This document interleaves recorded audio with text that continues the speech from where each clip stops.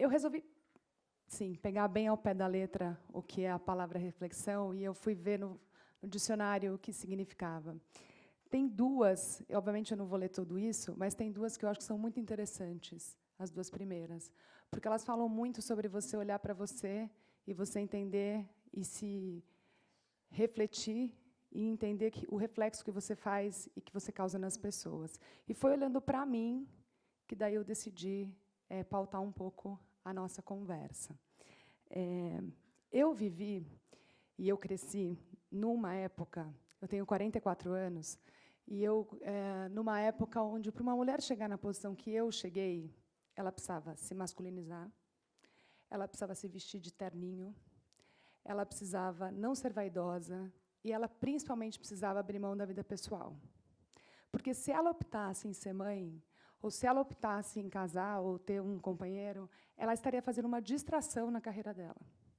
E eu nunca acreditei nesse modelo. E talvez algumas mulheres, talvez não, com certeza, algumas mulheres, sem saber, me inspiraram muito, porque eram mulheres que, naquela época, já estavam desafiando essa lógica. E aí eu olhei para isso e falei, eu vou desafiar isso. Eu não vou acreditar que é possível e eu vou conseguir fazer as duas coisas. É óbvio que cada escolha merece uma renúncia. E é óbvio que, em alguns momentos da minha vida, eu tive que fazer escolhas que, às vezes, eu fui para frente, às vezes, eu fui para trás e, às vezes, eu fui para o lado. Mas, durante a minha trajetória, mesmo eu sendo uma mulher branca, super privilegiada no país que a gente está, cis e nascida numa classe média brasileira. É óbvio que eu tive um monte de privilégio. Mas eu também escutei muita coisa ruim. Eu escutei que mulher engravida e dá trabalho. Eu escutei piadas horrorosas sobre mulher e sobre machismo. E eu escutei gente dizendo para mim que eu não ia chegar em lugar nenhum, porque eu era mulher. E aí, eu tive, acho que, um dos maiores insights da minha carreira e da minha vida, que é muita gente vai tentar colocar vocês no lugar que não é o lugar que vocês podem estar. É o lugar que eles acreditam que você deveria estar. Mas não é o lugar que você deveria estar. Então, você deveria ir para onde você quiser ir. E isso vai fazer com que você tenha que tomar algumas decisões na sua vida e na sua carreira. Eu não sei se eu escolhi essas marcas ou se essas marcas me escolheram. Mas, ao longo da minha carreira, eu trabalhei com essas marcas. E algumas eu ainda trabalho. A primeira marca que eu trabalhei global e muito forte, ela me ensinou algo muito interessante, que é você pode vender mais que um produto. Como um profissional de marketing, você pode trabalhar com propósito e você pode deixar um legado trabalhando com marcas. Por quê? Vocês sabem qual é o percentual de mulheres que se acham bonitas no mundo? 2%. Essa é uma pesquisa que foi feita em mais de 10 países, com 12 mil mulheres. Ela é bem representativa. Somente 2% das mulheres não mudaria nada. 98% mudaria nariz, cor, cabelo, uma série de coisas. E, quando eu percebi isso, eu vi que eu poderia estar fazendo parte de um movimento muito interessante. Há 13 anos atrás, em 2005, essa marca desafiou o status da indústria de beleza.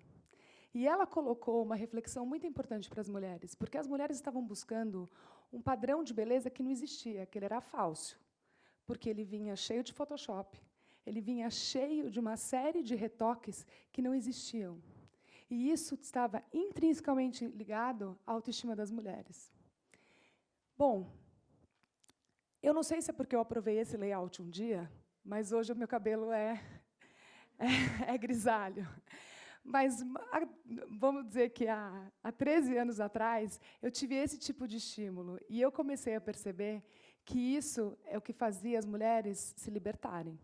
Não estou dizendo que todas as mulheres têm que aceitar e ter o cabelo grisalho, mas isso, para mim, é uma liberdade. E tem muita gente que pergunta para mim por que eu faço isso.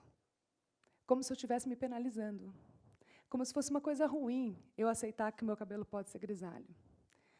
Eu não. Eu acho bem gorgeous. No meu caso, é curto e gorgeous. Mas, enfim. Quando eu estava super bem nessa posição, estava trabalhando América Latina, Brasil, eu decidi mudar. E eu decidi ir para um mercado super masculino e super machista. Eu resolvi trabalhar na indústria de cerveja. Então, eu saí do universo onde falava sobre a autoestima da mulher e eu fui para um universo super masculino. E quando eu me deparei, isso foi em 2010, quando eu me deparei com esse universo, eu percebi que era bem mais difícil do que eu imaginava. Porque, infelizmente, no Brasil, as marcas de cerveja acreditavam que, para vender cerveja, era preciso objetificar uma mulher. Era preciso colocar uma mulher de biquíni na praia para vender mais cerveja. E eu nunca acreditei também nesse modelo. Então, enquanto todo mundo ia para a direita, eu ia para a esquerda. Enquanto todo mundo colocava uma mulher de biquíni, eu não colocava uma mulher de biquíni. Enquanto todo mundo objetificava, eu tentava falar de outros temas. E nessa trajetória, foram 6 anos trabalhando nessa categoria, eu aprendi que as pessoas estão muito mais preparadas para outro tipo de estímulo. E quando você decide ir para a esquerda, você tem muito mais chance de ter sucesso. Porque se está todo mundo indo para a direita, você vai ser mais um. E quando você não é o líder do segmento, vai ser mais difícil ainda. Mas se você for para a esquerda, você vai ser o único indo para a esquerda. Então, essa foi uma outra coisa que eu percebi durante a minha carreira, que você tem que ter coragem, porque ninguém nunca provou que para a esquerda está certo. Para a direita, todo mundo está provando que está dando certo. Mas a audiência, como eu falei, ela é muito mais preparada.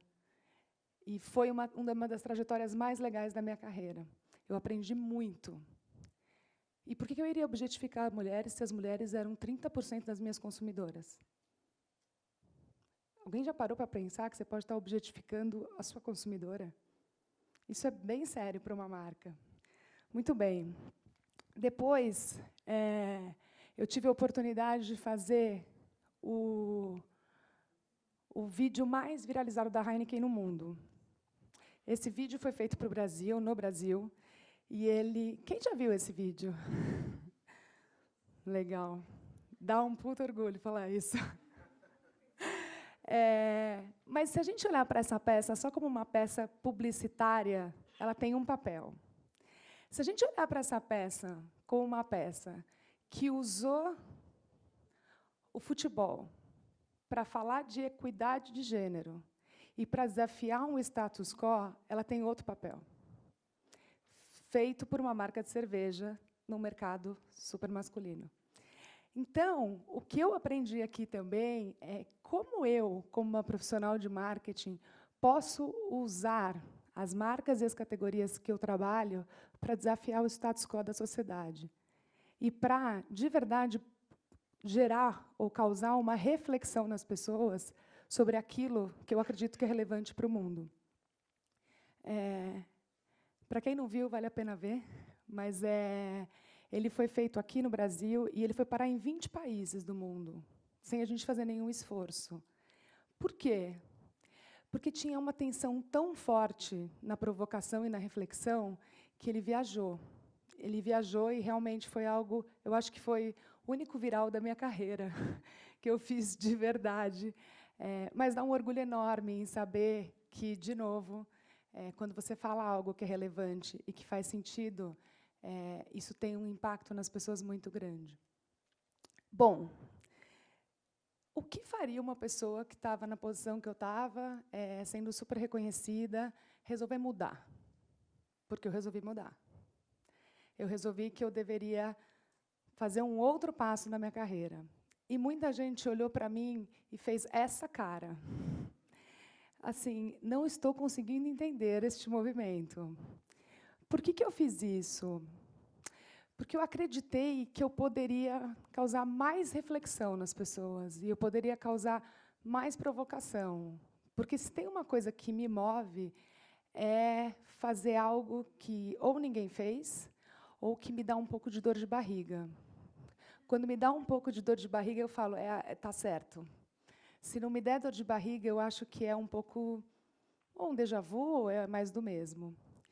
E aí, eu comecei a olhar para mim e comecei a pensar que talvez eu pudesse ter um outro papel também, que não era o papel só de usar marcas para provocar reflexões e para deixar legados, mas era como uma profissional ou líder de uma empresa eu poderia atuar em políticas e benefícios em prol de mulheres.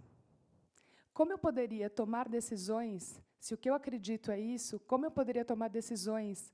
E eu fui trabalhar na PepsiCo. E a PepsiCo é a empresa que eu trabalhei que mais olha para a mulher, que mais entende que quanto mais oportunidade você dá na base para as mulheres, mais essas mulheres vão ter um papel de protagonismo e liderança na sociedade. E eu tive uma grande oportunidade de conhecer a CEO global. E ela me ensinou muita coisa. E ela me ensinou que não é só sobre você estar no seu papel de marketing, mas é no seu papel de líder dentro de uma grande empresa. E esse ano a gente lançou um programa que chama Mulheres com Propósito, que é um programa que vai capacitar 12 mil mulheres em condições de risco na América Latina. E aqui é a foto da primeira certificação de 88 mulheres do Jardim La Pena, que a gente certificou no mês passado. E essas mulheres receberam qualificação para voltar para o universo de trabalho e para poderem se sustentar. Esse programa nasceu com a meta de ter 50% mulheres brancas e 50% mulheres negras. A gente conseguiu 75% de mulheres negras. O que mostra que, quando você dá a oportunidade, tem muita gente boa. E tem muita gente... Porque eu sempre escutei isso também. É que não tem mulher porque não tem mulher boa. Não tem... A gente tem poucas mulheres porque não tem qualificação no mercado. É mentira. Tem muita gente boa no mercado. O que as pessoas não têm é oportunidade. Então, eu olhei para mim e falei, como eu posso dar oportunidade para mais mulheres? E depois, ao longo da minha trajetória dentro da PepsiCo, eu tive uma outra oportunidade de um grande presente na minha vida, que é trabalhar com a questão de diversidade. A gente decidiu fazer um lançamento no Brasil bastante diferente, porque toda a verba desse produto ela é destinada a capacitar transexuais que foram marginalizados quando eles se assumiram para a família, para os amigos. Eu queria fazer uma pergunta, eu queria fazer uma provocação. Eu queria que, na verdade, se levantassem as pessoas, ou que têm um amigo, ou que tem alguém na família, ou que é da comunidade LGBT.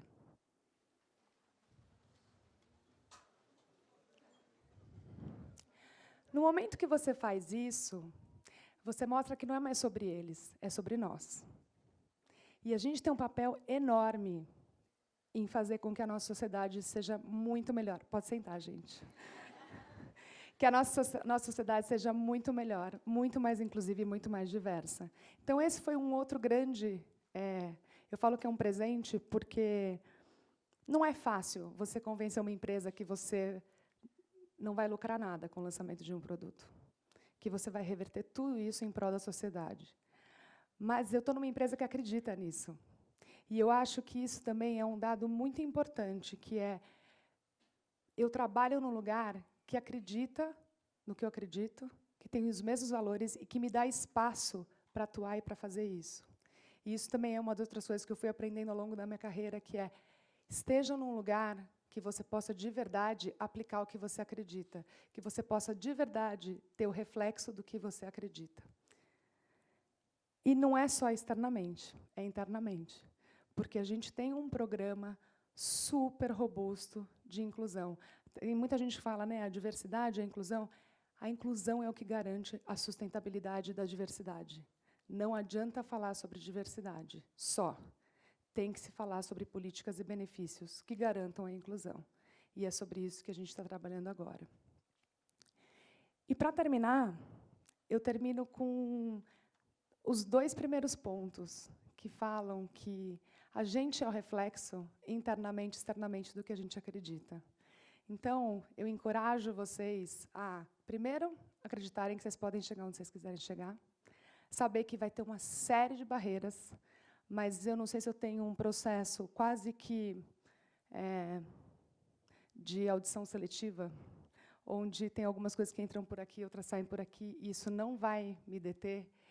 E que vocês saibam que vão ter muita gente que vai tentar não deixar vocês chegarem onde vocês chegarem, mas se vocês acreditarem na sua verdade, na sua autenticidade, e entenderem que o reflexo do que vocês são, vocês podem levar para a sociedade, com certeza vocês vão ter sucesso. Obrigada.